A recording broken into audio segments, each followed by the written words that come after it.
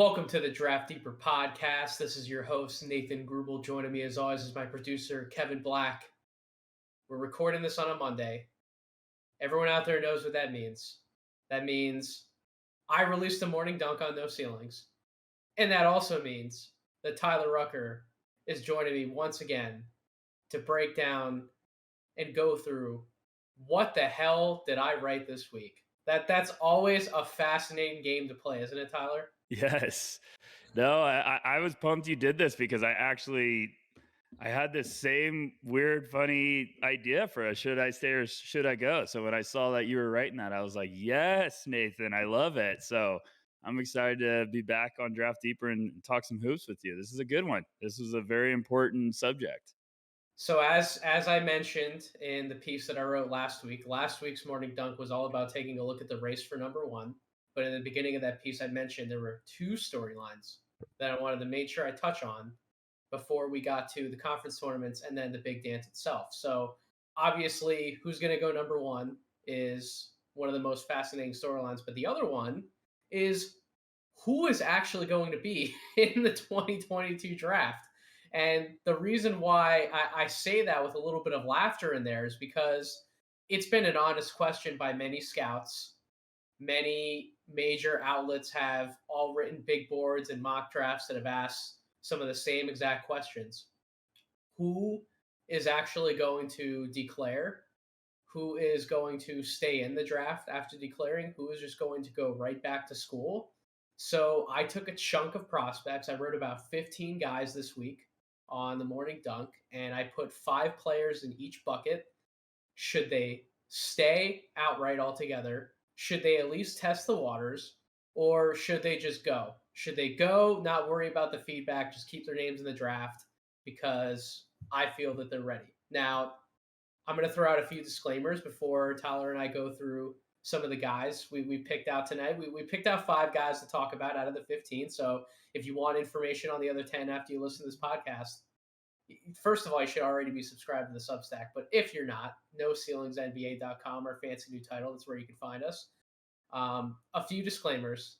Tyler and I are not your friendly neighborhood agents who are trying to give professional advice to NBA prospects on what they should do with their lives. No, you're not. There is a lot more that goes into making a decision like that outside of just what happens on the basketball court. So that is obviously a disclaimer. And then the other one is when I wrote that column and what Tyler and I are going to talk about tonight, these are our observations. These are our feelings. We are not providing any intel in this podcast as well. Anybody who wants to aggregate No Ceilings, don't aggregate this one. We are purely speculating and giving our thoughts and opinions on what we think these prospects should do. So with that being said, let's hop right in. So the first guy we're going to talk about, I feel like, 1 out of 3 podcasts, this name maybe comes up, would be Caleb Houstan out of Michigan. But Tyler, I thought you were helping me out. I thought you were helping us out by tweeting some fun graphics from the No Ceilings NBA account on Twitter today, talking about some stats, comparing different stretches throughout the season. And you actually ended up doing that for a number of prospects that we're actually going to talk about tonight. But you did it for Caleb Houstan as well.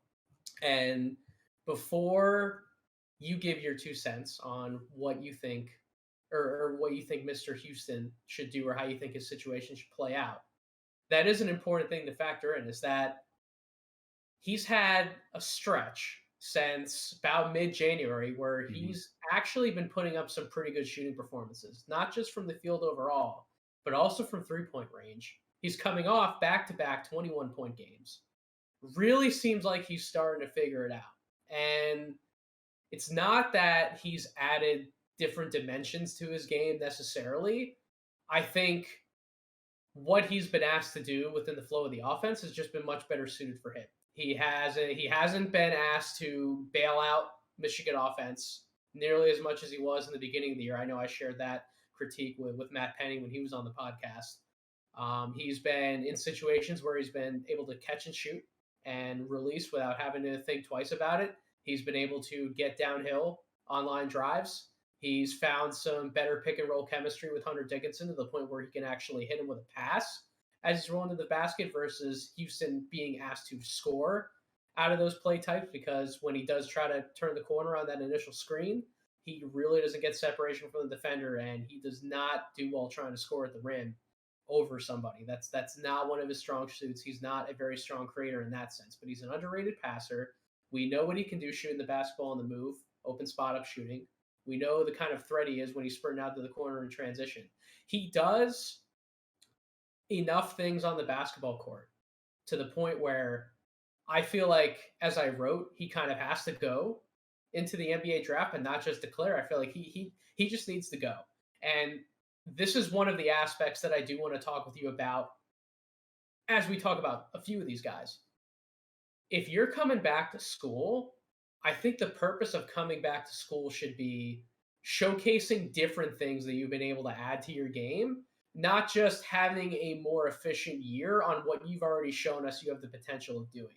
Yes. And I'm not quite sure there's anything that Caleb Houston's going to add to his game for a sophomore run at Michigan that's going to be the thing that would propel his draft stock. Could he raise it slightly by just being more efficient on his three-point shot, which is really going to be his bread and butter in the NBA? Sure. But if we're talking about like catapulting up draft boards, like Jaden Ivey, like Johnny Davis, like Keegan Murray, like those three guys are top 10 potential picks because they've all showcased borderline dominant traits that they've now been able to rely on, and they're impacting the game as like primary options for their teams. And I'm just not sure that's ever going to be Caleb Houston's game, but at the same time, he fills multiple needs that NBA teams are looking for. So I'll ask you, Tyler, I think he should just go. Where are you kind of at Caleb Houston up to this point? Because I think we're late enough this season where we can finally like get close to cementing our evaluation on him. How do you think that situation should play out? I was definitely on the fence if you asked me about 2 weeks ago. I probably would have been leaning towards saying he should go, because I do think, with everyone we're going to talk about and your piece where you went into detail on 15 guys, there's a theme with that piece in every prospect that Nathan was talking about. A lot of people are going to say, well, they should go back and improve their scoring production. And it's like, no, Nathan's spot on right there. Like, they don't need to just go back if they do and just become a better scorer. Like, they need to show flashes that the other parts of their game are developing. And with Caleb, I think it's more of just the confidence. Like, confidence is everything with these type of prospects. Like, you're going to see us talk about some of these guys that I think the confidence is showing that they're really started to see, increases in production and their play is taken off throughout the year. Caleb's just been inconsistent the whole year. And now you're starting to see that confidence is building a little bit. Like, he's had back-to-back 20-point games. I just think now he's making a late push where, like, yes, he should go, because I completely agree with you, Nathan. We know what Caleb Houston's going to be. I mean, he's going to be a really, really nice piece for a team if he continues to develop and takes these nice strides forward. Like, he can shoot it from outside. He can be this type of complementary piece that really knows how to play the game, make smart decisions to get his teammates open. Like, he knows how to do a lot of little things. And unfortunately, he came into the year, he was this top 10 projected pick. And when you're a preseason top 10 projected pick, you have all these lofty expectations of being, a lethal scorer, a guy that should shoot 45% from three and score 18 points per game. But like, it just hasn't clicked that way consistently throughout the year. And it could still happen at the next level. Sure. And I think Caleb's showing those flashes as of late of like, I have this potential. He just needs some time to kind of get into a system or develop his game further where it's going to be coming around on a more consistent level. Maybe this is a guy that has that type of impact where he goes later in the first round and, becomes that Cam Johnson type of figure where it's like he's a really important piece in your starting lineup for the future. So I'm a fan of Caleb. I think it's been one of those guys, like me and you have talked about him plenty. We've talked about him plenty at No Ceilings. he's just been a fascinating prospect to monitor throughout the year because there's highs, there's lows, but you get really intrigued when he's rolling and you can see the confidence is flowing. That's really who I think he should ultimately model his game out after, is Cam Johnson. I'm glad you brought Mhm. that name up. I think the hot name before the season even started was like, is this guy potentially the next Clay Thompson type? Right, right, That is not who he is, right.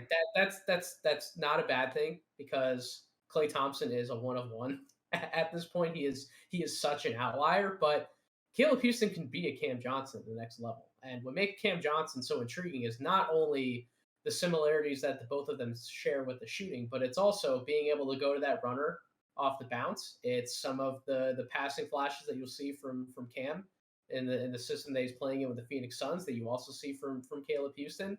And then it's the defense. I think if Caleb Houston can really take it up a few notches defensively, because they're similar sized. I don't know both of their wingspans off the top of my head, but just in terms of like how tall they are, they're very similar sized. I think they could both. I think he can impact the game defensively. I think he can be a multi-positional defender, but he's got to put some strength on. And then obviously, like a lot of young players, he's got to get better playing off the ball within a team construct as well. Which this is a conversation I've had with some people recently as well. Is that when I'm evaluating a college prospect, I want to see what you can do on the ball. I want to see who you can guard, who you can physically hold yourself up against. I'm not as worried about the off-ball stuff unless you just look completely lost. Like Mhm. possession after possession after possession, you just don't know what's going on. The game's clearly moving too fast for you. I'm not as worried about if you're just missing a few rotations here or there, like each game. Like that's fine. That happens to every young player. But he's not completely lost. He's a really smart player, and I think that he's just the type of guy that he just needs to get into an NBA system sooner rather than later, because the type of coaching that he's going to get to improve some of those deficiencies, like the off ball defense, for example, he's going to get that style of coaching and what he needs much better in the NBA than he is at the college level right now. And not to knock Juwan Howard and stuff like that, but ultimately he needs to figure out what the NBA team he's going to, how they want to play defense. He needs to figure that out sooner rather than later. So that's another reason why I think he just needs to go. Yeah. I think also, I didn't mean to interrupt you, but we talked about this, me and Tyler Metcalf on No Ceilings. Like, this could be a promise guy. This could be a guy that starts having some good workouts in front of NBA teams, and they're like, hey, around 27, if you're on the board, we're taking you. I Yeah. just think this is a prospect that a playoff team might not have thought they had a shot at. And he had an up and down season. Teams might be a little skeptical about his potential, his upside. But some NBA playoff teams can be like, no, we'll get him in a developmental system, and he's going to be a perfect asset for us. Like, we're going to groom him. He doesn't have to be forced into the action right away. So I'm starting to get around on Caleb Houston. Wait, does he go sooner than that though? I Like, think there is a shot. I think is it the still, point? Is it to the point where just like he gets in front of workouts, like yes. these pre-draft workouts that I'm sure we're going to talk about ad nauseum at No Ceilings once we get closer to that point. But like he gets in a workout and he works out for like 3 to 4 teams, and every single time he's just like shooting the lights out of the ball. And you get him in front of, well, one of your scouts or one of your executives, and he nails the interviews, and like I can just see him climbing all the way back up. Like all of a sudden he comes back into the range we thought he was going to be, like late lottery, mid first round, and it's just like, oh, where did that come from? And then a lot of the intel starts leaking out from guys like Chad Ford and Jeremy Woo, like, well, he's a really good kid, and he's nailing these interviews, and man, I was in person for a workout, and he hit like, I don't know, like 20 some, however many 3 pointers in a row, like he was looking really good, like if you were gonna make me bet on where he goes on draft night, I know we've been mocking him pretty consistently, like late first round up to this point. I don't know, man. I just feel like he goes higher than that. I don't know. Maybe I'm wrong. No, I think you're right. I think this is definitely the draft. This class is going to have that range where there's going to be names that climb quickly from the pre-draft process, from guys working out in front of teams, the interview process. Like, there's still this range in the first round where when we get to it, we've been joking about it. It's like you get uncomfortable the moment you get to it because there's just so many questions all over the place. So there's going to be a range where teams are like, no, Caleb Houston's worth the swing at that pick. Like, we loved what we saw at the workout. He excelled during the interview. He looks like he sounds like a great kid from everything we've heard from his background, his intel. Like there's definitely that potential for Houston or guys like that to climb in a hurry. And I just definitely think, first I did the stats like you mentioned earlier for No Ceilings today on Yes, social please. media. His first 14 games, he was averaging 9.2 points, 4.5 rebounds, 1.5 assists, 2 turnovers a game. He was shooting 35.3 from the field, 29.4 from three, and around 75% from the line. So, like, obviously, we were all bummed. Like, we were just down. We were like, oh, he's supposed to be this lethal shooter. His next 13 games, he's at 12.3 points, 3.8 rebounds, 1.4 assists, down to 1.2 turnovers. Shooting numbers 46.7% from the field, 43.9% from three, 80% from the line. Like you're starting to see this late surge of production, which you can also see that's the confidence starting to build. Absolutely, he's had some games where he's come back down to earth, but like you mentioned earlier, Nathan, like he had a pair of 20-point games back to back. Like that is, you're starting to see some signs of like, okay, I'm feeling good now. I got a rhythm. Like there's potential there. And Caleb has the upside to be a climber. Even with the up and down season, like scouts understand what they saw with his play overseas for FIBA. They understand the type of high school prospect he was.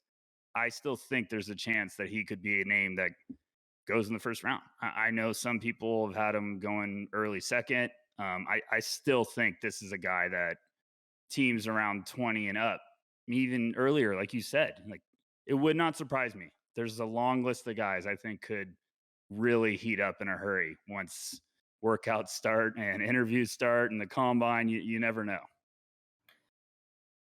I know it's one of those drafts because you and I have been on mock draft podcasts together where we're both fumbling our words like we're dropping a deuce in our trousers after like Yes. 14 because we just don't know where to go at this point. So I know it's one of those drafts, and that's exactly why, as you said, when there's chaos, there are going to be guys who just rise up and ultimately take it. And Caleb Houston could very well be one of those guys because of a lot of the stuff we have, a lot of the film we have on him, and a lot of the intel before this season even started. That will start to factor in his evaluation as well. Speaking of the word potential, I want to talk about Bryce McGowens. Yes. Because Bryce McGowens, first of all, we're going to talk about two guys tonight, not just McGowens, but we're going to talk about Blake Wesley a little later on. These are two guys who I've kind of put myself on their islands all year long. I've been roasted on these islands by almost everyone at our No Ceilings collective, and it's kind of just been funny to be on the receiving end of that. But you know what? I saw McGowens in person. I saw him up close. I like the body. I know he's really skinny right now, but he has one of those frames that you just know he's going to be able to put on, not just put on weight, but it's going to be healthy, pretty evenly distributed weight. He has really wide shoulders, got the back. He's going to be good. He's going to be fine from a physical standpoint. Metcalf was very quick to chime in our little Twitter group last night about how he just hasn't had a game up until last night where he hasn't made more than one 3-pointer in a game in like a month. I get where he's coming from with that. Is that really McGowens' game though? A, is it his game? And B, is that what Nebraska wants him to do, or is that what he feels like he should be compelled to do? Is just try and be open on the wing, just hitting spot up threes. This Nebraska team is a tire fire. They're 8-21. He quite literally has to do almost everything. He has to create for himself. And that's why I love that he's still remained aggressive. He hasn't gotten down on himself. He still tries to get downhill, get to the free throw line. Should he cut out some of these mid-range pull-ups that he takes off the bounce and some of these like longer twos right by the three-point line? Absolutely, he should. He's a young player. Some of those guys do tend to learn that once they get to the league, they cut out those shots. But his comfort level taking those pull-ups, his comfort level when he can walk into an open three, which he was able to do last night against Penn State. I went back and I watched that tape. He hasn't been able to take some of those shots in quite a while. Is that just because Penn State's bad at defense? Possibly. Is that also because Nebraska just isn't set up for him to be able to have easier opportunities, and he just kind of has to take the brunt and create whatever he can out of thin air? That's also a likely answer. And I put it together, Tyler, and I just come back to it every single time I want to go do a big board or a mock draft. I know we left him out of our most recent mock draft in the first round. I just didn't feel like there was by the time we got later in the first round, I just didn't know if there was a good enough spot for him. I'd like some other guys in those spots better, but I just come back to it. We could be looking back at this draft like 2, 3 years from now, and we're like, there aren't 14 players who are more gifted offensively in this draft class than Bryce McGowens. Like, how did we let him fall? And here's another reason why I would tell Bryce McGowens to go, is because, again, I don't know what else he's really going to show if he comes back for another year in Nebraska that's different in his game other than just being more efficient. And I know that Bryce McGowens wasn't ranked nearly as high preseason as Brandon Boston was, but I get some of those vibes. I absolutely get some of those vibes from him. He hasn't been in a good situation for himself all year long, but you can just see so much skill and natural talent there to the point where if he gets the right coaching on how to do the other things, how to be a better passer, how to be a more locked in defender, possession after possession, and then you're able to bring out more of the scoring ability and he gets more efficient from the field. Like, I still see a prospect with so much potential that, especially if a team's going to buy in the second round and he's in a position where he can tear up the G League, get a lot more comfortable, that he's coming up to the NBA, like second half of next year, we're going, where the hell did this come from? Why wasn't he higher on boards? Like, I can just see that happening. And maybe it would be a situation where he just goes back to school purely because he wants to improve his draft stock. That could very well be the case. But I can't see him declaring and not getting some sort of draft promise for a team. And I just really feel like he's in a position where he just needs to get to the pros to really start figuring out who he is as a player. And I don't know if he's going to do that. Certainly not at Nebraska next year. So the thing with McGowens, I was skeptical in the beginning of the year. Nathan was definitely on that island. We didn't make fun of you. We don't do that. We all have guys that we love, and we all get ready to go to war. But, I always, I take my time before I'm ready to go to war with everyone. I'm open-minded until about April, and then I'm guns blazing. So what I'm getting at with McGowens is I was cold on him to start the year because I was just a little nervous about the shot selection, the percentages, and I've started to watch him again. And this second half of the year, I've seen a lot more stuff that I'm liking. I'm really intrigued with his second half of this season because, like you said, Nathan, that team's tough. And I'm sorry, Nebraska Cornhusker fans that are diehards listening to this. We love you, but his team is a little tough. He's having to do a lot of the heavy lifting. You're much nicer saying that than I am. Well, I just go right for it. I'm just calling cowherd. I'm giving you the truth. I'm gonna be nice for about 2 more months, and then everything's then I'm all business. But I like McGowens. I think that's a guy that I really do think he's a first rounder. I was not on him. I just started watching him way more closely again today, and I see it. I see the intrigue. I think the feel is really coming along. You're seeing more patience, more like understanding with some of his shot selection. First half of the year, I feel like he was just like, oh my gosh, I got to put up buckets. Like we got to score. Like I got to get some offense rolling. Now it seems like there's purpose with each of his decisions, like to get to the basket. I talked about it earlier. Something that really stands out to me was his first 15 games of the year. He was attempting 5.5 free throw attempts per game. It's up to 7.1 now with the second half of the season. I think that shows you something of like, okay, I got to get to the basket, and those attempts are up and the free throw percentage is up. So it's like you're seeing all of his numbers across the board have started to trend in the right direction. Um, the first 15 games he was shooting, he had shooting splits of 38.5, 24% from three, 81% from the line. Last 14 games, those shooting splits are 42, 32, and 84. I think he's a much better shooter than his 3-point percentage would show you. But he also gets some shots from three that are, him from 5 feet beyond the arc, and he's barely missing it. And you can see that he's got range. I just think the situation he's in, he's got to do a lot of lifting. I'm like you. This is a serious upside offensive weapon. He just needs to go to the right place. That's like, let's just groom this guy to all of a sudden unleash him when he's ready. And I think there's an argument if you put some better talent around him, he might just become this entirely new type of confident player where he's like, oh my gosh, I don't have to do everything.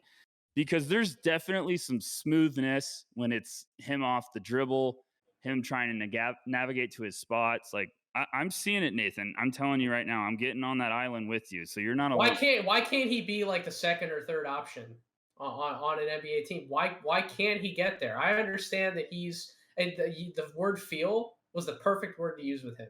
Yes. But when we get like 2-3 years from now, when he's had a lot of time to be coached up properly, when he's taken his lumps in the G League, when he's come up to the NBA, he's gotten much more familiar with his team and how they run offense and everyone he has around him. Like, why can't he get to that level? That's what the natural talent tells me. And I know you rattled off some of the shooting percentages, but the free throw percentage as well. He's still at 83.5% on the year, over Right. 6 attempts per game. Yes. Over 6 attempts per game. How many For freshmen honestly get to that many free throw attempts? For a thin-framed, tall, lanky guy. 179 pounds, and That's that's just saying, probably yes. 179 soaking wet. And he's saying, I don't care. I'm getting to the line. Like, I'm getting to the line. And that's some maturity. That's some understanding. That's just willing to get after it.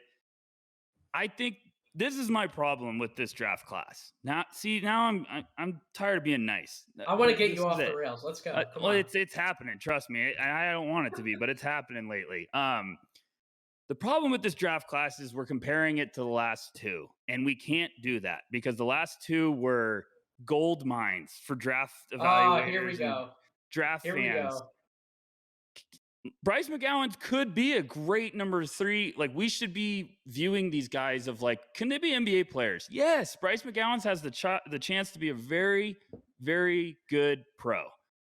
But we're trying to find the 20th or 25th guy that's going to be the superstar. And it's like, that doesn't happen every single year. Like, I think Bryce McGowan could 100% be a very good second or third option, like you're saying, Nathan.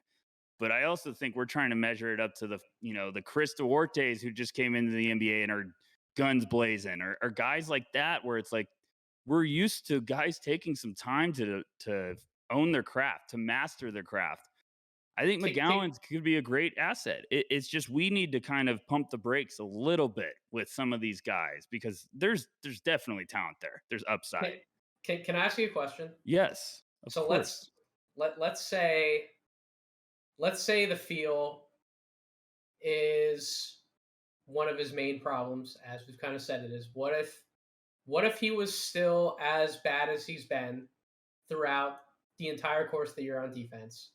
What if he's still been a little selfish and a little tunnel vision when it comes to getting downhill and not looking for the extra pass?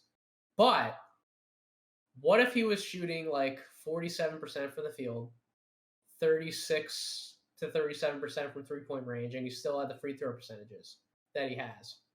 Would this guy not be in the lottery conversation? I think he'd be there. He would be there. In this class, he would be there for sure. Because everyone would be saying super dangerous offensively. Someone's gonna have to figure out his defensive fundamentals. Like, that's just what it's like. If teams are gonna drool over offense, it happens. But I think McGowan has that upside. Like, it's not.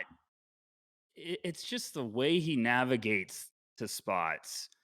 Like, I like the pull-ups he takes. Sometimes, like, he can get a little bit erratic, but I think comparing it to the beginning of the year to what I've watched with the recent game sample towards the streak where he's getting hot, it's night and day different. You're really seeing some maturity, and that comes with time with a young guy who's playing on a team that's struggling. Like all of a sudden, he got the ball thrown at him in the beginning of the year, and they're struggling. They have no one who could get buckets. I mean, Lonzo Verge might disagree with that statement, but I'm just saying McGowens has the potential. He's trending in the right direction where I think his life's going to get easier at the next level. I think an NBA team could see that.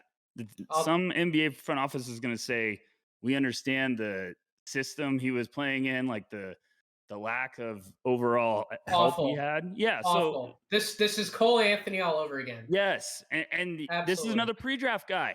He could go in front of teams and you had to use the word pre-draft on my podcast. No. My pre-draft is pre-draft workouts. We have to figure out some other term. I still can't understand why we're combining those. Pre-draft is pre-draft workouts.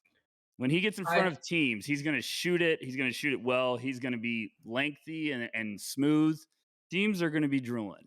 So I look at him, and I'm not saying he's poor man's this guy in terms of who he's been this year with Chicago Bulls. I see a poor man's Toronto DeMar DeRozan with this kid. And if I'm able to use the word poor man's and I'm putting you even in the realm of somebody like that, like a very young version of him, how can you let that slip to the second round? I'm sorry. Like, I understand if you don't want to take him in the lottery. I understand if you don't want to take him in the top 20. I understand if you don't have the developmental resources in place to actually coach him up. But if we're putting him in that ballpark of natural talent, you can't let that slip to the second round. You just can't. And I thought that's going back to like Brandon Boston too. Like Brandon Boston should have never went as late as he did. Like that should have never happened. Like I guarantee you next year, he's already shown some of it this year. Next year, he's going to be a player for the Clippers. They're going to have a legitimate contributor on such a cheap deal. That's going to be a steal for the Clippers. And some NBA team is going to be able to walk away with a similar steal if you let McGowan slip to the second round. Maybe I'm crazy for using that comp, but that's I see it, man. I watch enough of his film to the point where I'm just like, dude, this dude is silky smooth at 6'7". He's long. He knows what he's doing off the bounce. He already gets to the line. And it took DeMar DeRozan. I don't think DeMar DeRozan was ever a bad passer, but it's taken him quite a while to get to the level of passer that he's at right now. Right. We're talking years, and we're talking years of suffering through Pop's doghouse treatments, whatever the hell Pop did to him in San Antonio, to also really raise his floor as a distributor or a secondary creator. There's going to be, I mean, I'm looking at the mock draft right now. You get to 20 to 30, there's going to be multiple teams with multiple first round picks, which they're probably going to sell one of those picks because they need to open up some, they can't draft 4 guys in it. So some team's going to try to get back in with an uncertain draft. They're going to try to get back in, and this could be a guy they target where it's like, hey, we need to develop some young wing.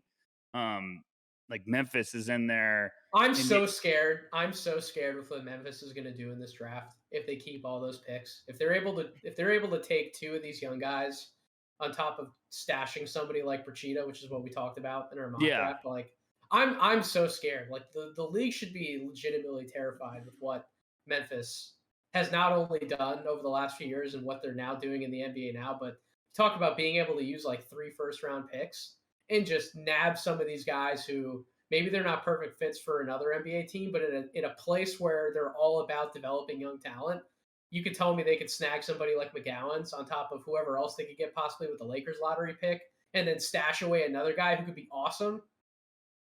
My God. Yeah. Shout out to Memphis. You never know. They might be maneuvering to work around the board to get to specific guys. And maybe they try to add someone like McGowan's, even though they took Zaire Williams, where it's just like, just keep adding horses to the stalls. Just keep giving us more firepower. So I'm a fan. I think this is a guy that's going to be in the first round. And I was taking a while this is why I like to go back and check up on guys. And now that I just started watching him again, I'm like, okay, I'm seeing it. There's some fun stuff. But to wrap it all up with what you were asking earlier, Nathan, like this is a guy, I don't know if going back and averaging 16 and shooting 40% is guaranteeing that he's gonna all of a sudden become a top 10 pick. Like I think there's a dangerous world when it's you know what a guy is and you just want him to go back and be more efficient. Like Ayo Dosunmu just had that problem.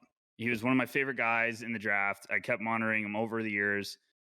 He tested waters. He came back for his junior year, and they were like, "Hey, okay, scouts want to see him be more efficient from downtown, and he could rise up boards."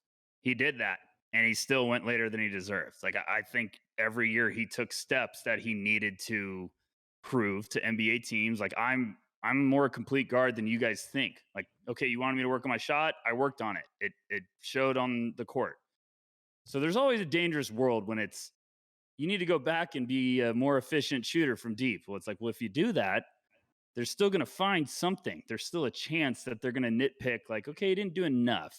So I just think he's got enough tools, the system that he's in, like 6'7", it's a big deal. Like 6'7" with raw, serious upside. I think McGowan's definitely should go. I think Bryce McGowan's, if you're listening to this podcast, please let us interview you here at No Ceilings. I promise we'll do a good job, buddy. But God, yeah, when talking about a team like Memphis, who let's say they stash somebody like a Pachito or a Kamagate, maybe they add McGowan's late in the first round, and maybe they take a swing on Malachi Branham in the lottery. Yeah. Did I just utter those words? Yes, you did. Now we're getting really dangerous over here at Draft Deeper. The Ohio State guard has I use the word skyrocket so much. Me too. I think I need a word that goes even further than skyrocket. Like, are we talking like Spaceballs, ludicrous speed? To the moon. Fast, yeah. with how fast Brandon's going at this point? Like, ludicrous this guy, ludicrous speed. So I've mentioned this on multiple fronts, and I mentioned this on the Mock Draft podcast, but Metcalf and I talked a while ago about when he had that real coming out game against Nebraska where he dropped 35 points. Then he dropped 24 points against Northwestern. In the Nebraska game specifically, he was 6 of 10 from three-point range. But we just see how lethal of a spot-up scorer he was in those two games. And you come back and you're like, okay, this guy's a freshman. Like, he's had a few good games, sure, but like, considering he really didn't do much else at any other point in the beginning of the year from November all the way through to that point in early January, like, we need to see him actually put together a legitimate sample size through January and into February where we're actually looking at him and we're like, all right, he's proven himself. He deserves to be talked about as a legitimate 2022 prospect, let alone a first rounder. This dude's been on to use one of your favorite words, this dude's been on a heater. Yes. Ever since that point in the beginning of January, he's still shooting 48.6% from the field, 44% from three-point range, 84.5% from the line. So when we talk about guys like Houston, we can throw Christie in there, we can throw McGowan's in there. Branham has not had those same struggles from the field, not in the slightest. Then when you factor in through a lot more volume, through a lot more attention, he's the second scorer on that team behind EJ Liddell. He still ranks in the 70th percentile in terms of spot-up shooting. This is interesting. He's actually taken, if you grade out his possessions by synergy, he's actually been the most involved in pick and roll and scoring out of pick and roll situations, and he's in the 96th percentile scoring out of pick and roll. So this dude is a lethal spot-up shooter. You give him a screen at the top, he's been much better at figuring out how to score out of those situations, or even passing. And when you factor in pick and rolls, including passes, in the 92nd percentile. Like, I know that he hasn't done a ton from a playmaking perspective. He hasn't really shown me anything particularly great on the defensive end, although I think he holds his own in the backcourt enough. But this dude's been an absolute flamethrower on the offensive end. And when we talk about evaluating prospects for the NBA draft, when we talk about looking for 1 to 2 skills that we know will ultimately translate at the next level, to giving somebody like him minutes during his rookie year, to give him some of those developmental minutes, he's got it. Every NBA team wants shooting. Every NBA team wants shooting who they know if somebody's running a set and they're passing the ball out to the wing or the deep corner, whatever, That guy there, if they can trust that guy to make that open shot, that's what every NBA team wants. And if they can get that guy in a cheaper contract than like 10 to 15 million dollars a year, you damn well better believe they're going to take it. So you can talk about taking Branham late lottery, mid first at this point, and even then, if he's giving you anywhere close to this level of production in terms of efficiency on that type of a deal, that's so much of a bargain in the NBA today. And that's really, I think, what the driving force is in terms of really moving this guy up draft boards. It's not just the proven production at this point. It's also the proven production in an area, in multiple areas that translate very well to the NBA game. What's NBA offense? You either have to be able to create out of pick and roll, or you need to be able to hit open jump shots, or you need to be a threat cutting or rolling to the basket and finishing lobs. That's really the bulk of NBA offense. And then of course transition play. He's given you two of those areas in spades at this point in college, as young as he is as a freshman. So like I know I look around and I kind of think it's crazy we're putting him in the top 20 conversation all of a sudden, but at the same time, you compare him to his peers and you compare what he could do immediately in his rookie year in the NBA, and it doesn't seem crazy anymore. So that's why, if you would have asked me like 3 weeks ago, I would have told him probably go back to school, be more of a featured option. Maybe he does become the number one at Ohio State. Maybe he takes one of these meteoric jumps that some of these other sophomores have taken. But now it's to the point, forget just testing. Like, just go in the top 20, get yourself in the NBA, get a guaranteed contract, get your lettuce, and you're going to be on a path to be able to get better at your craft. And I just think he's going to be a valuable weapon for an NBA team. And I might be understating that. I think this is the one that is really crashing the party. And he's soaring so much up boards that next year, and all of a sudden he got to a point where we just kept saying, why not this year? Like, why wouldn't he go this year? Why wouldn't he try to test the waters this year? Now it's all of a sudden entering the conversation of he might be a first rounder this year. Like, he's been so impressive. I've been watching him lately, and you know what? The one thing that stood out to me, Nathan, when I watched him that I haven't really, sorry if I haven't seen anyone say this, but I haven't seen a lot of people. He's a tough shot maker. Like, he has some possessions where he's smothered and can make some really tough shots. And I do think that's a skill. You can't fake that for too long. Like, all of a sudden you run into problems if you are all of a sudden thinking you can do that and you can't. But you could see some times where he's smothered. He makes some really tough shots. Because when I was first watching him, I was like, is it this? Does he not have this like separation ability? Like, can he not get away from guys? And then all of a sudden he just kept making these tough shots, and it almost lulls people to sleep on some other possessions where he like keeps them right next to him and then just has a little tiny window to go like blast to the hoop for a wide open layup. Like, he's fascinating. I'm glad you said that though, because like he doesn't have that wiggle that a lot of those tough shot makers traditionally have to be able to weave through traffic and then create the space. He doesn't have that. He's a straight line driver, and even when he goes to like a step back, he's not creating too much separation on it. But his shot mechanics are so consistent. The release point never changes. He is so comfortable no matter who's draped on him that he can ultimately make that shot. Even if he takes like a line drive at the basket to the point where he's at a weird angle to actually finish around the rim, he still knows the angle. He's fully aware of where he's at, and everything he has in his bag from a mechanic standpoint, his touch is magnificent. Like, yeah, I love that you talk about that with his tough shot making, because that absolutely is a skill of his. Yeah, despite not being the most athletic guy.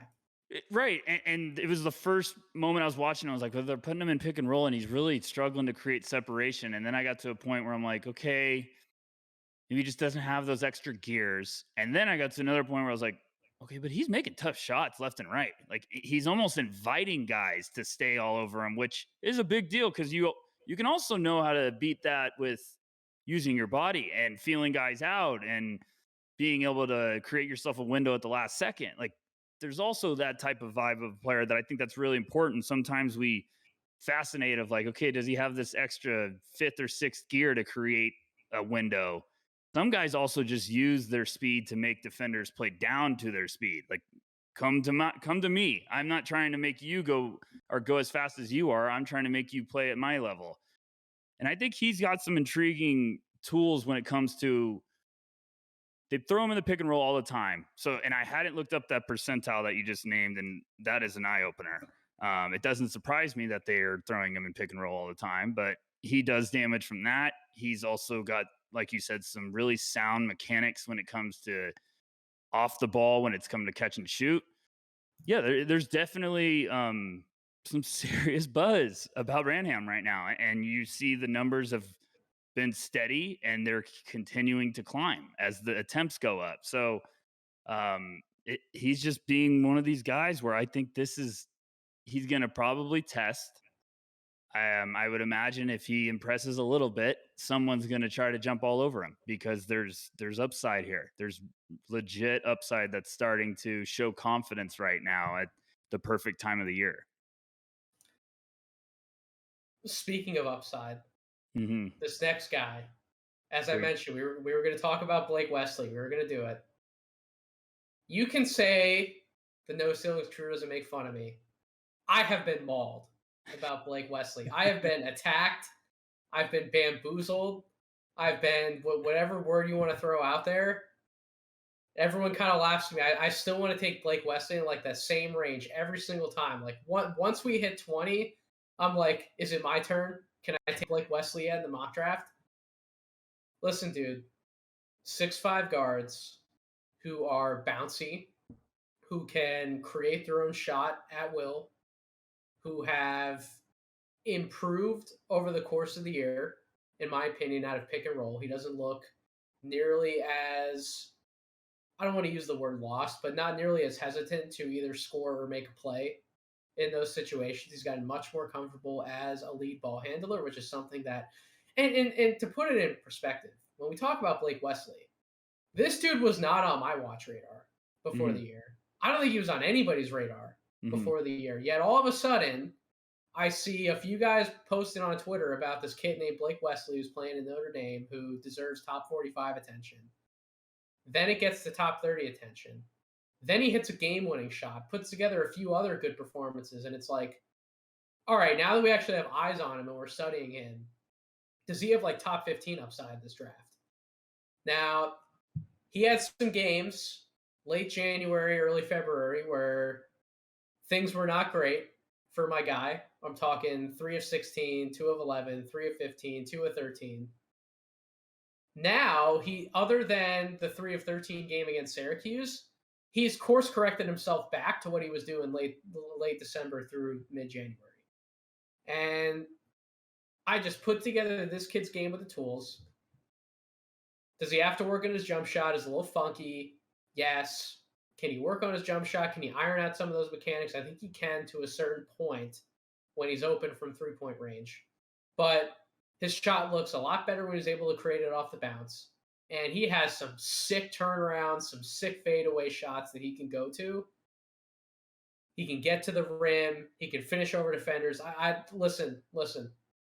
There's a lot of intrigue. There's a lot of uncertainty in this draft class. I want to take a bet on this kid. And I'm not saying he's going to be dynamite in his rookie year. He's probably not. He's definitely going to take some lumps if he plays NBA minutes. Probably would spend a lot of time in the G League. But if you could start reaping the rewards on him, like some other guys we talked about, like year 2, year 3, like if you want to pick a guard to stash away and develop, this is the type of guard you want to go out and get.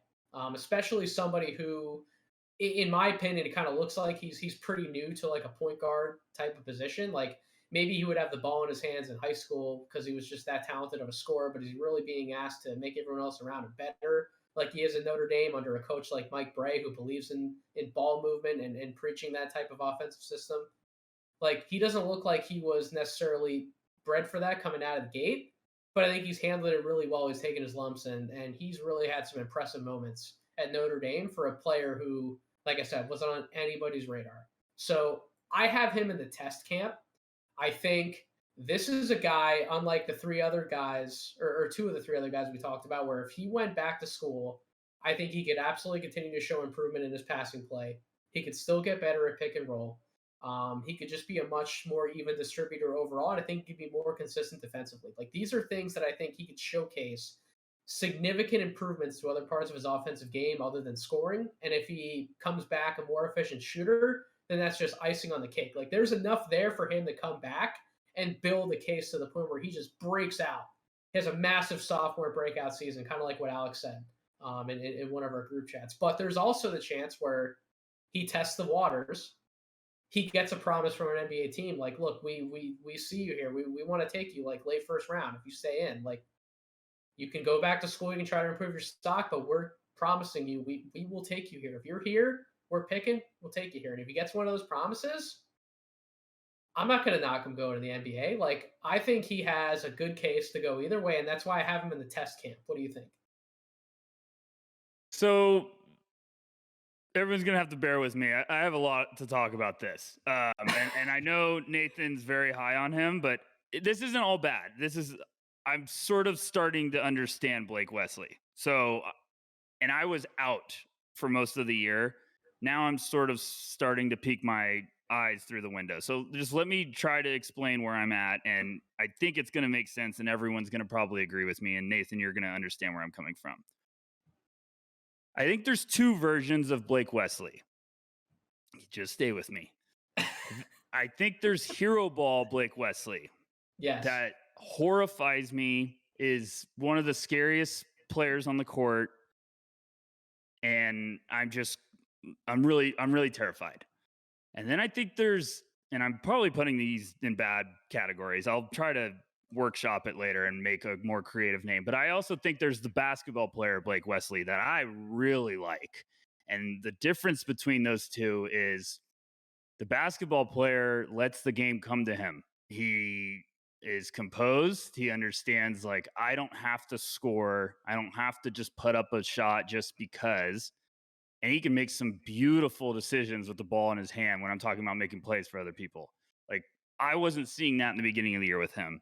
All of a sudden, he started making some throws when I dove back into his game where I was like, okay, I see it. Like, that is beautiful. You really have some upside there. Hero ball, Blake Wesley can take some shots that make you throw stuff around the room. And I'm talking like early in the shot clock, takes a drive off the dribble. He does have a tendency, even regardless of some of the off the dribble stuff, he does have the tendency to catch the ball like completely, but like way behind the 3-point line early in the clock and jack it up. Yes. And we know how funky his mechanics are. And I get that type of shot just makes you roll your eyes and go, why are we drafting this kid? The mechanics is really important that you brought up, because there is some mechanic tendencies that are bad habits. That thing's a catapult. That jump shot's a catapult. We won't dance around it. But it looks like it's on the way to getting out of his system. It's just some flashes of bad habits where, like, he brings the ball super low and he's just going to have to get rid of it. But he also has some times where he's lightning quick with his release. But what I'm getting at is, I think he should test exactly like you said. If he goes, I wouldn't, like, go get your money.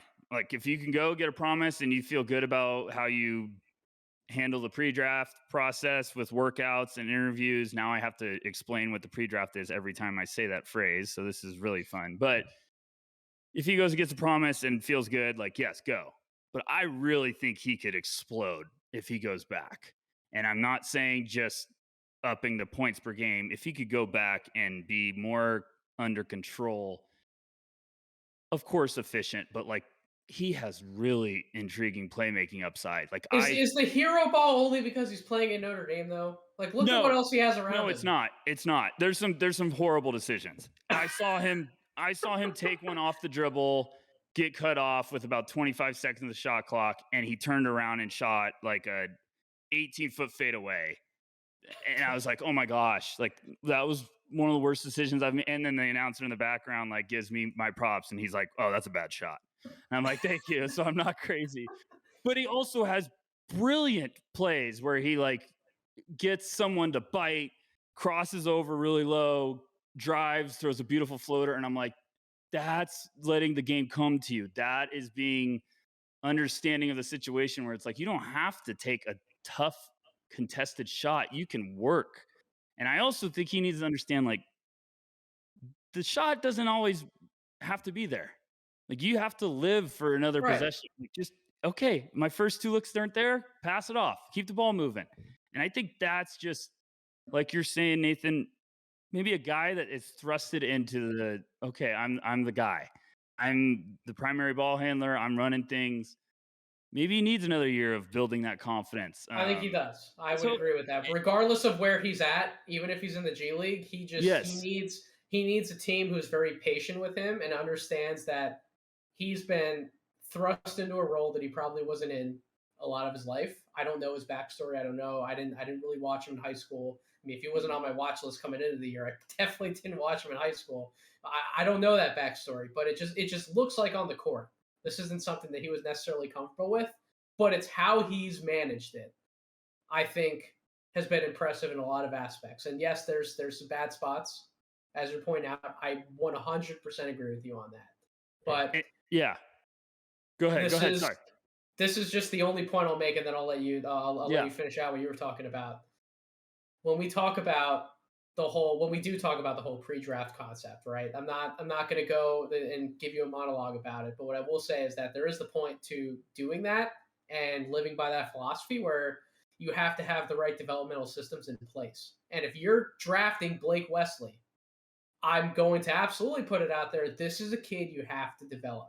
You have to develop him. If you just plop him onto an NBA team and immediately ask him to play like 20, 25 minutes a night, he's not going to look good out there right away. He's not.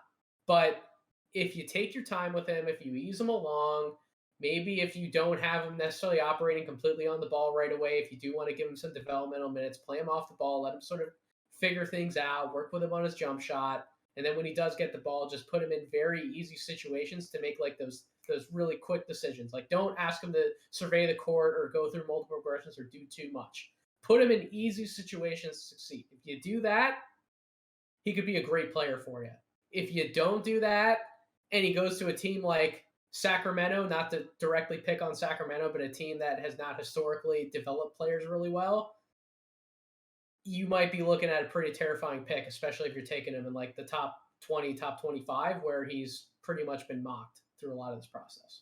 Yeah, and I'm not trying to be negative about Blake. Like we always say, we're trying to get these guys. We're just being honest. We're rooting for every player to have the best amount of success they possibly can.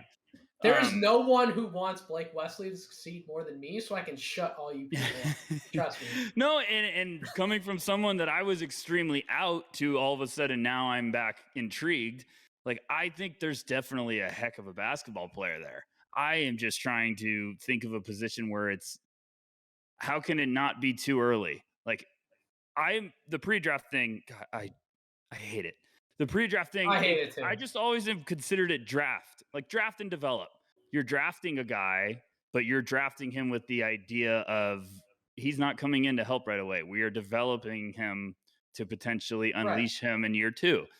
Before he would explode, you can't get him in the same range. I understand the concept. Yes. The whole problem I have with the concept, though, is that if he's legitimately on your radar to take him in that pre-draft range, like that late first, early second, he's probably showcasing skills that he can bring to the NBA right away to earn those minutes, which comes back to my whole concept of just drafting, like you said, in the first place. That's why I don't know why. It's called drafting, right? It's just a different philosophy of like you're being bold to draft a guy thinking down the road. You're not drafting him to help him. You're supposed to find guys with the flashes, though. That's the whole point of scouting. So like I don't want to hear about that. It's a different philosophy. It's fucking drafting. All right, we're done. Ran over. No. But I understand the intrigue with Wesley. It's just see now I'm just all flustered. I would just be saying like test. If you go back, fine. I think there's a serious surge with his game if he went back. But I also think there's some tools that have some teams intrigued that they can limit the hero ball And, maybe that does happen around some better talent. I'm not, downplaying Notre Dame, but maybe you get him with a team of veterans and they're like, hey, you got to keep the ball moving. You got to learn how to play with more of a feel for the game, because there's just parts of his games I think that needs some crafting. Like, he's going to be probably a G Yep. League guy. I'm right there with you. And the G League does great stuff for people Yes, they like do. this. Blake Wesley is perfect for some time in the G League. Like, work on your handles, get a little tighter, um, work on your shot selection a little bit. Like, I still think he also has the tools to absolutely take over a game. You just got to find that middle ground. Like, he gives me Jordan Poole vibes. Jordan Poole spent a lot of time in the G League. Look at him now. Like, that's exactly the type of trajectory that Blake Wesley could be on. He could become a very dangerous weapon on a serious playoff team. I just think this is a draft and develop. There you go. We just made a new phrase. Draft and Draft and develop. Is develop. that it? Is that Draft. it? We stamping that one? The D and D, the double D. D. We're mature, I promise. Right. We're grown ups. We promise. We agree. We are ultimately in agreement. So the last prospect that we picked out to talk about. Let's do this. This is a juicy one. I want to hear your thoughts on this. I wanted to hear your thoughts because I didn't dive in till I dove in a lot today, and I understand now where everyone's buzzing. So go ahead. But you can hear me if you want. I shared some thoughts on Jalen Williams. Mainly, I shared a few thoughts of intrigue, but mainly I questioned Maxwell Bomboards when I had him on my podcast. He brought up Jalen Williams, and I asked Maxwell, I'm like, what the hell is the buzz with this kid? Like, at that time, I really hadn't had a chance to sit down and see a full game. Mm-hmm. I legitimately hadn't watched Arkansas up to that point. Like, I thought I knew kind of like, okay, Arkansas is JD Notae's team. I know what I'm getting when I'm watching JD Notae. Like, we can put Arkansas on the back burner in terms of SEC priority when we're talking about prospects. But this sophomore, Jalen Williams, has exploded onto the scene. And Mr. Williams, first of all, I saw that you retweeted our little statistical graphic that Tyler made this afternoon. Shout out to Jalen Williams. Shout out Jalen. Shout out Arkansas. Thank you for showing the support. Mr. Williams, I apologize that I did not want to watch your Arkansas Razorbacks sooner, because I don't know if you're ready for the NBA quite yet, but you are a fascinating player to watch. An absolutely fascinating player to watch. He's 6'10", 245 pounds. We know what he's going to be giving you from, and he's an easy play finisher. That's primarily what he's asked to be at Arkansas. Yet, he averages 2.7 assists per game. And that number might not blow you away.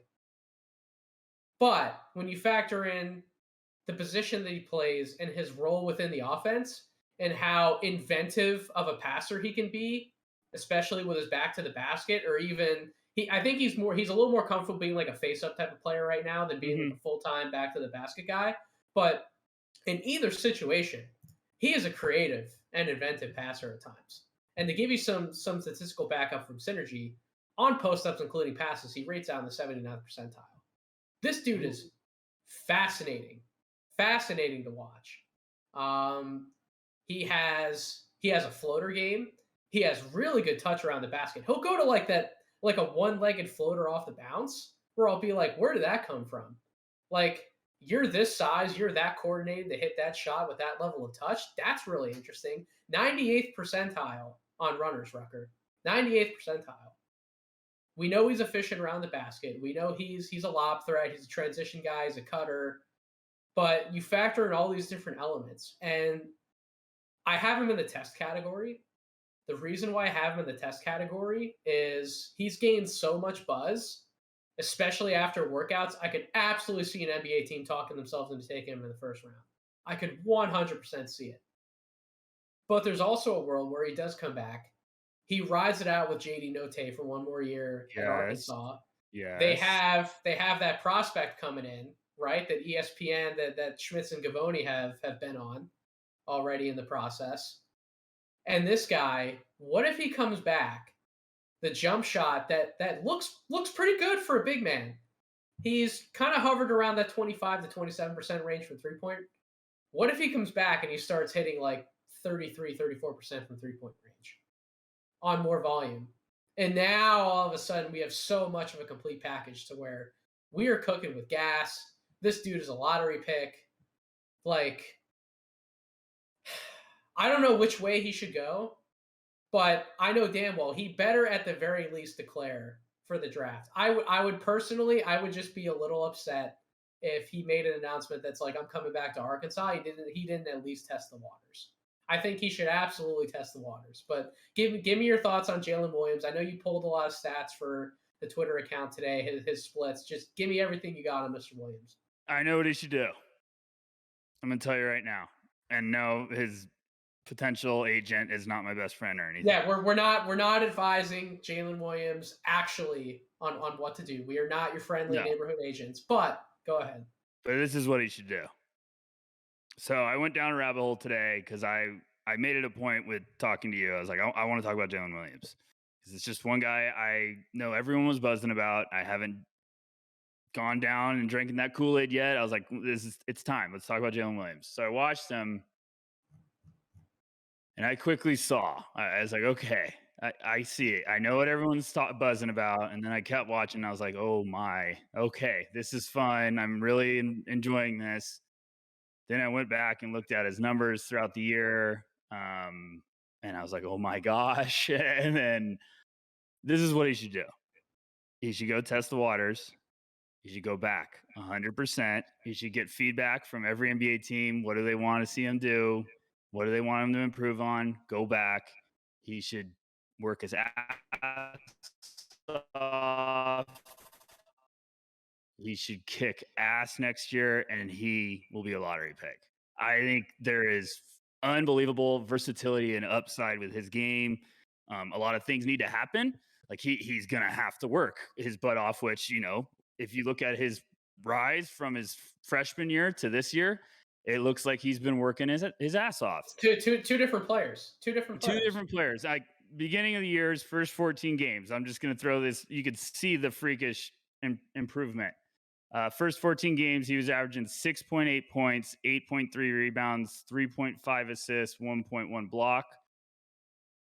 Shooting from the field, 52.9% on 4.9 attempts, 21.4% from 3 on 1 attempt, and 54% from the line on just over 2 attempts per game. His last 15 games, he's averaging 14.2 points, 10.9 rebounds, 2.0 assists, 1.3 blocks. Shooting splits, 45.9, 26.3, and 79.7. But all of his shooting splits, like his attempts per game, have skyrocketed. So like the efficiency is still staying there, if not improving across the board. And the attempts are just taking off, which means the confidence is starting to come around, and he's starting to believe in himself as a player more than ever. Not saying he wasn't confident before, but now you're seeing the confidence kick in on the court. So he should parlay that confidence, like go test, like get some feedback, see how you deal with the other guys that are trying to test. If he goes and plays in the combine, and get a feel for where you're at. I would love to see him in the playing in those combine games as a center. I want to see how he handles the physicality. I want to see if he can actually be a primary rim protector. You know, the one thing that he does that I love it. I know that you love it. This dude likes to take a lot of charges. It's my favorite thing. I'm absolutely drooling over it. I think I don't know if I want like my primary rim protector. Like his first instinct is to, like, try and take a charge. I don't know if I necessarily want that, but like even if he played next to another big guy and he's kind of like the second to last line of defense and he's able to sneak in there and take that charge, like the big man kind of just like, oh, thanks, man. I didn't even have to do anything with that play. He kind of just took it for me. I think it's just also the mentality and the like giving a shit. Where like he doesn't always take a charge. Sometimes he just gets over and puts his hand straight up. And he's like, you can either run into me or you can try to shoot over me. And it's almost just kind of like I'm sacrificing my body. He's tough. He is tough as shit. I think I'm going to call out Metcalf, who I do the No Ceilings podcast with. I think he tweeted something like, "What does he do defensively beside?" And I was like, "What the heck?" I watched him just try to take 5 charges as a 6'10" lumbering giant. Like, I love this. This is great. And I've also seen him move his feet. And I was a little intrigued defensively with his footwork, where it came to like getting in stance and trying to stay with guys sliding. There's some tools there. So it's not defensively, but Yeah. I did watch him on one baseline drive offensively, and he has that hairstyle. I really wondered if I was watching Jalen Williams or Kendall Brown. Yes. Like, he is really coordinated off the bounce, and I think some of that footwork and some of that speed, as you said, can absolutely apply on the defensive end too. The footwork on both sides. I mean, I've seen a couple spin dribbles where I'm like, whoa, okay. Like I see the intrigue with everyone. I just, I'm going to piss off draft Twitter for this year, and I'm probably going to make a bunch of Arkansas Razorbacks fans happy. Like, I just think one more year, he could really explode. And that could be one that's climbs in a hurry. Now, I'm not trying to say automatically if he goes back, he's going to be a lottery pick, but I think there's the potential for There's him to absolutely a potential. really have a strong year because that's what happens with this late burst of confidence. It's Jaden Ivey. It's exactly what happened with him. He finished out the second half of the year on a high note, went back and just went nuclear. And now he's looking like a potential top 5 pick. And I do think you can do that stuff when you go back. You don't have to be a one and done. If you go back and just take another step forward, like this happens all the time. And I think Jalen Williams, the smart decision would be to test, see where you're at, get some feedback. Cause I always think guys should test. Even if you have no intention to stay in the draft, you should test to get some feedback. It's a valuable resource. Why wouldn't you get told what you need to work on? Confirm what NBA scouts are thinking. Like you might think, hey, I need to work on my handles. And then you go and scouts are like, yeah, you need to work on your handles. It's like, okay, there you go. I just confirmed it. Or they might tell you something else. But the touch, the feel around the basket, like the footwork, there's some really fun tools. And he makes some passes where you're like, okay. Like he looks like he's having fun like a kid out there with some of the passes he throws. So Like yeah. the two hand around the back, like Yeah. to a cutter along the baseline. Like, yeah, he has a lot of fun. And everyone's saying like, oh, why you guys are so excited about him? Why wouldn't he just go out this year? It's like, because you could become a different player with another step. Like you could be in a different ballpark of just your confidence and your actual ability. I think this is one of the most fun guys of this crop of guy like prospect we talked about that I think really has a serious burst and upside. Like I think he really could climb next year compared to where he's at right this second. And I'm like you. He could be a first round pick. Go ahead. I agree with you. I think the one scenario where I think he would absolutely just declare and stay in the draft is he is a sophomore. Right. So if he comes back, he would be a junior. If they go on like a run in the tournament to like a Sweet 16, yeah, different conversation. Like yes, different 100%. Conversation. Yeah, then I think he's staying in the draft.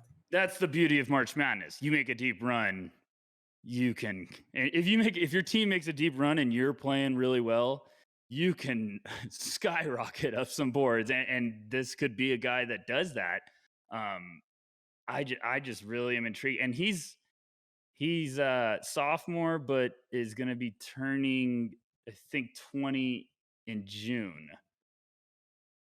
Yes, so still pretty young for a sophomore. I mean, 19. He's going to be 20 in June. A lot of this class is already, even a lot of the freshmen are like 19. Like I was looking at some age stuff with like Terquavian Smith, who I wrote about. Like he like just turned 19, but like I think there's only out of the top like however many prospects, there's only like 6 to 8 guys somewhere in that range who are still 18. So like a lot of players are in that range. So I agree with you. I don't think the age should be a factor necessarily, but it sometimes is. I'm going to put you on the spot before we close out this podcast. I'm proposing a podcast idea to you. I don't care if we do it here. I don't care if you and Metcalf have me on. We do it on Those Ceilings. We have to do a segment. Podcast. We got to do a podcast before the tournament where we talk about how to scout the tournament, the pitfalls of taking the tournament too seriously, the pitfalls of not putting enough stock into certain things we see in the tournament. We got to do a whole podcast about that. We're I doing don't care where we do it, but that's a no ceilings one. We're taking all that for right. sure. That'll be a juicy one. That might even have to be like a 2-parter. But yeah, I love that. I think that's great. I think that's All right. fantastic. Well, if you and Metcalf don't give me the invitation, I'm going to storm down your door. No, the guests that knows we're going to be getting guests rolling left and right. You kidding me? We got to get some outsiders too, but we need Nathan back on it. It'd be a lethal one. Oh gosh, that one will be mind terror. We can tell some stories. Yeah. We can tell stories about how Zach Collins rose up to the top 5 of my board. Don't get me started on Zach Collins. Please don't do it. Oh boy. Talk about PTSD at the wrong time right now. No, that's funny though. That would be good because we go back and look at a couple. I'd be like, oh gosh, yeah, I remember. Yeah. But oh boy. That is going to do it for this episode of the Draft Deeper podcast. Rucker, you do it every time you're on. Do it. Do your plug. No ceilings. What are we doing? Where are we at? We're at noceilingsnba.com. We got a crazy upcoming months. We're so pumped for it, but it's going to be bloodbath. It's going to be a bloodbath. So yeah, please follow me there. I'll be writing some stuff. I think I'm actually, as everyone's listening to this, I'll probably have a piece up this week about someone that I'm very fond of. We're at No Ceilings podcast with me and Tyler Metcalf. We're going to get Nathan back on soon. The support with that has been awesome. So Draft Deeper community, thank you guys for believing in that, because it's been awesome to kind of double dip in both of those. So yeah, thank you, Nathan, as always. I love doing these with you. It sets the tone for the whole week. So thank you. It definitely is therapeutic at this point. So with some of the crazy days you and I talk about, yeah, it's great. Podcast therapy. Yes. But thank you, everyone out there who's listening to this episode of the podcast. If you haven't subscribed already, please, wherever you get your podcast, subscribe. Apple Podcasts, Spotify, YouTube. If you aren't, follow me on Twitter. Make sure you do so at Draft Deeper. And as Rucker said, if you aren't following No Ceilings on Twitter at No Ceilings NBA, please go find us there as well. We're that account is growing pretty rapidly. We're gonna hit 2,000 followers on that account before I hit 3,000 followers, which I'm gonna be like, what just happened? But you are you are the conductor of chaos and memes and everything else fun on the No Ceilings account. So it doesn't surprise me. I'm not that creative or inventive on my Twitter. I talk about things, I storm down, I stir up controversy, and we kind of just fly away and go about the rest of our day. But again, thank you all for supporting No Ceilings. Thank you all for supporting Draft Deeper. Make sure you subscribe to the Substack. We have plenty more coming over the weeks. We're gonna blow out the NCAA tournament. We already have some ideas planned for content. We're gonna get new big boards, mock drafts out there, the whole nine. Be on the lookout for everything we're doing. But until then, I hope you all have a wonderful day.